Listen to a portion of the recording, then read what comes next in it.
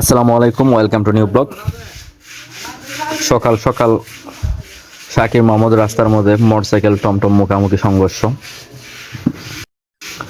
গার্জিয়ানদের প্রতি দৃষ্টি আকর্ষণ করবো, ফুলাফানদের মোটরসাইকেল দেওয়ার আগে একটু ভেবে চিন্তে দেওয়ার চেষ্টা করবেন। আর যারা মোটরসাইকেল নিয়ে রাস্তাঘাটে বের হন, ভাই আপনাদের কাছে অনুরোধ, বাহাতে বের হওয়ার আগে বাবা মার মুখটা ভালো করে দেখে বের হবেন। একটা গাড়ি কতটুকু বেপরোয়া গতিতে চালাইলে এই ধরনের অ্যাক্সিডেন্ট হয়, আশা করি এটা ভালো করে বুঝতে পারছেন। গাড়ির গতি কী পরিমাণে ছিল, মিনিমাম 100, তা না হলে তো এই ধরনের অবস্থা হওয়ার কথা না। শাকির মাহমুদ হইতে বগুড়া পর্যন্ত রাস্তাটার মধ্যে যারা মোটরসাইকেল চালায়, তারা আসলে মোটরসাইকেল চালায় না, তারা বিমান চালায়। যার পরিপ্রেক্ষিতে এই পরিমাণে স্পিড তোলে, নিজে থেকে তারা বিমানের পাইলট মনে করে। এই হচ্ছে তাদের অবস্থা।